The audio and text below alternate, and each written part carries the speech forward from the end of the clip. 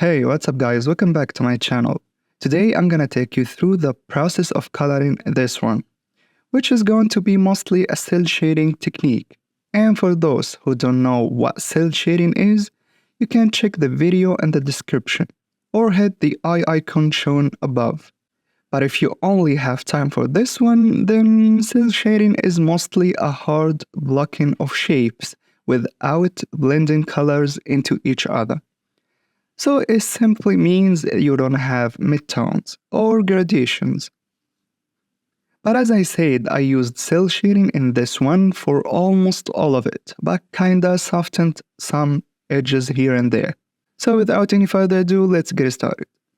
First, you need a fairly top quality line art. Since this technique depends heavily on line art, and for you asking, of course, I used a reference, but only for the poses, and I just visualized how the two of them will look like. Also, I used two layers for the line art, one for the sketch itself and another for a thick line on the borders.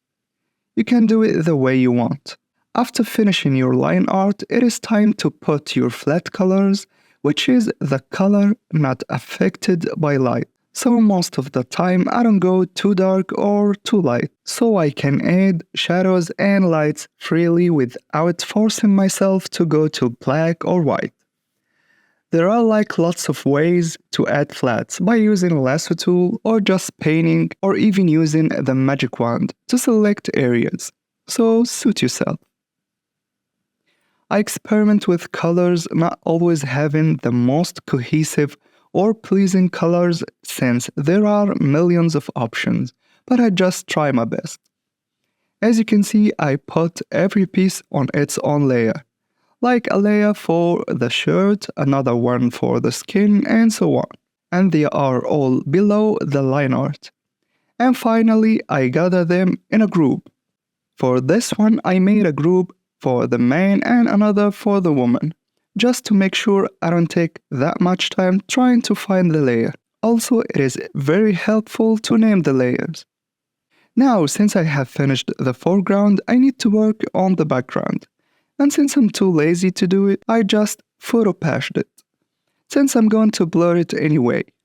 So I have set the mood for the whole piece. Now I start and add some color variations. Since we're talking about skin, I'll just use a soft brush or a hard one with soft edges to add some reds, blues, yellows, and oranges on certain areas, like cheeks, knuckles, ears, chin, and so on.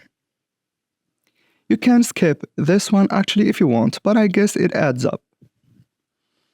A last thing to do is experimenting with the colors itself by changing the hues, brightness, and also saturation. Or you can just stick with the ones you already chosen. It is your choice, and since I use Clip Studio Paint, I right-click on the layer and choose New Correction Layer, and then Hue Saturation. And we can call this step finished. Now for the next step, which is shadows. And for this one, I start by choosing first a light direction. In this case, it is on the upper right. And then I start by adding a layer above every layer I'm going to work on. Like for the skin, I'll place a new layer above it and then clip it to it, hit this icon right here, and then start painting shadows. So how to select shadows? First you pick the flat color you already chosen and then go slightly towards saturation diagonally, and then change the hue towards the warm or the cool side. There is not like a certain rule, you can actually experiment, or if you want to play it safe, for shadows use warm colors and for highlights use cool ones. I just wanted to show the process itself. Now you can paint shadows as shapes with hard edges, and that is the whole idea of cell shading. And I just soften some edges on the skin, and I just do the same process again and again for every single layer. And then we call the shadows finished. Next step is the light, and there is nothing different between this one and the shadows except I just go the other way on the color wheel, as I mentioned before. If I use the warm color for shadows, I go for cool ones for the highlights. And that's all. And for the cherry on top, I add on the edges of the highlights an orange-ish color just to make it pop. And finally guys, you can add ambient occlusion, which is the darkest parts of the shadows.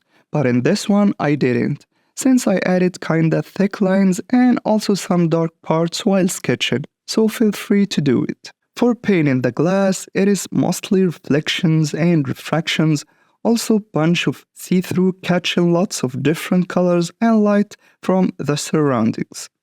So my advice is to study glass, or just follow a reference, or through just white on the edges with bunch of colors. And that's it guys for this one. I hope you find it informative and also enjoyable. So see you in the next video and thank you for watching.